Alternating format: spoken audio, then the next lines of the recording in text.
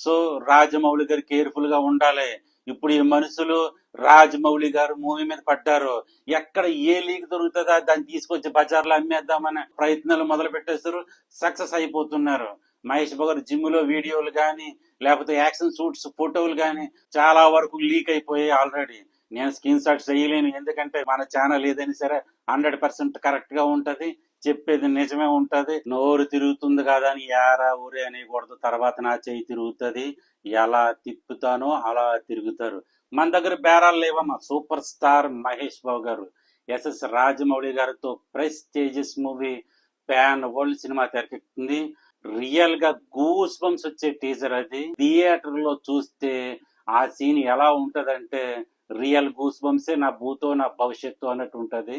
రాజమౌళి గారు ఏదన్నా సినిమా చేస్తున్నారంటే దాని హైప్ మామూలుగా ఉండదు. ఇంచ్ బై ఇంచ్ ఆయన కేర్ తీసుకుని సినిమాని ఎలా ప్రజెంట్ చెయ్యాలి, అసలు హీరోని ఎలా ఎలివేట్ చేయాలి, హీరోకి ఎటువంటి స్టోరీ క్రియేట్ చేయాలి, ఆయన్ని ప్యాన్ వరల్డ్ స్టార్ గా ఎలా పరిచయం చేయాలి అనేది ఆయన పాయింట్ తీసుకుంటారు. ఆ అదృష్టం ఇప్పుడు సూపర్ స్టార్ మహేష్ బాబు గారికి దక్కింది. అలాగే రామ్ చరణ్ గారు, జూనియర్ ఎన్టీఆర్ గారు, ప్రభాస్ గారు ఆల్రెడీ ప్యాన్ వరల్డ్ స్టార్స్ అయిపోయారు. ఇప్పుడు వంతు సూపర్ స్టార్ మహేష్ బాబు గారికి వచ్చింది. 100% ఆయన కన్ఫర్మ్ ప్యాన్ వరల్డ్ స్టార్ అయిపోతారు. సూపర్ స్టార్ మహేష్ బాబు గారికి బాలీవుడ్ నుంచే కాదు, డైరెక్ట్ హాలీవుడ్ నుంచి కూడా కాల్ సీట్స్ ఆఫర్స్ ఖచ్చితంగా వస్తాయి రాజమౌళి గారి సినిమా తర్వాత. ఎందుకంటే ఆయన మేనరిజం, ఆ వైట్ స్కిన్ తో ఆయన ఎంత దూరమని వెళ్ళగలరో, హాలీవుడ్ లో ఇమిడిపోతారో కూడా, హాలీవుడ్ హీరో కింద ఆయన ఉంటారు కూడా యాక్చువల్లీ. సో మహేష్ బాబు గారి సినిమా ప్యాన్ వరల్డ్ రిలీజ్ చేస్తే పుష్ప రిలీజ్ చేసినట్టు డెఫినెట్లీ 300 CR ప్లస్ కలెక్ట్ చేస్తుంది ఫస్ట్ డే. అలా కాకుండా ఇంగ్లీష్ లో కూడా డబ్బింగ్ చేసి వదిలేస్తే వరల్డ్ వైడ్ ఎన్ని వందల కోట్లు కలెక్ట్ చేస్తుందో మనం అంచనా లెక్కేయలేము. అది మహేష్ బాబు గారి స్టామినా, రాజమౌళి గారి క్రియేషన్స్ బట్టి ఆ సినిమా ప్రూవ్ చేసుకుంటది. ఆల్రెడీ లీక్ అయిన ప్రతి సీను గూస్ బంప్స్ వచ్చే సీన్సే కనబడుతున్నాయి. మహేష్ బాబు గారు జిమ్ లోనైనా సరే, లేదంటే వాకింగ్ నడుచుకుని ఆ పోలీసులు ఏదో గెంటుకుంటా వస్తే ఆ వీల్ చైర్ దగ్గర కూర్చున్న సీన్ అయినా సరే గూస్ బంప్స్ వస్తున్నాయి. చాలా ప్రెస్టేజియస్ గా తెరకెక్కిస్తున్నారు సినిమాని. కాకపోతే కేర్ తీసుకోవాలి రాజమౌళి గారు.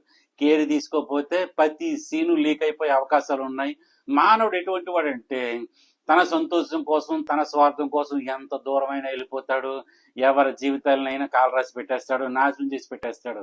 ఫర్ ఎగ్జాంపుల్ మీరు అత్తారింటికి దారేసి తీసుకోండి, దాన్ని ఆ సినిమా లీక్ చేసి పారేశారు.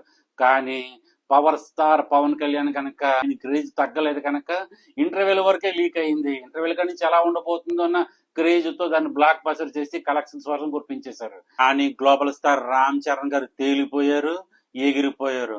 మనుషులు కొట్టే దెబ్బ రీసౌండ్ అలాగుంటది. హెచ్డి ప్రింట్ ఫస్ట్ రోజునే లీక్ చేయించి దాన్ని తీసుకెళ్లి కేబుల్ టీవీలో వేసేశారు. అది కాక ఈవెన్ ట్రావెల్ బస్సు, టూరిస్ట్ బస్సులో కూడా వేసి పారేశారు. దాని నష్టం 270 కోట్లు యావరేజ్ గా కలెక్ట్ చేసిన సినిమా. ఎంతలో అంతైనా సరే మనుషులు మాత్రం మామూలు కాదు, కొడితే కోసాలు లెగిసిపోతాయి. తన కోసం, తన స్వార్థం కోసం ఎంత హీనానికైనా దిగజారిపోతారు. అదే మనిషి దగ్గర ఉన్న టాలెంట్. ఆ టాలెంట్ ఏ జంతువులకి రాదు, వీటికి కూడా రాదు.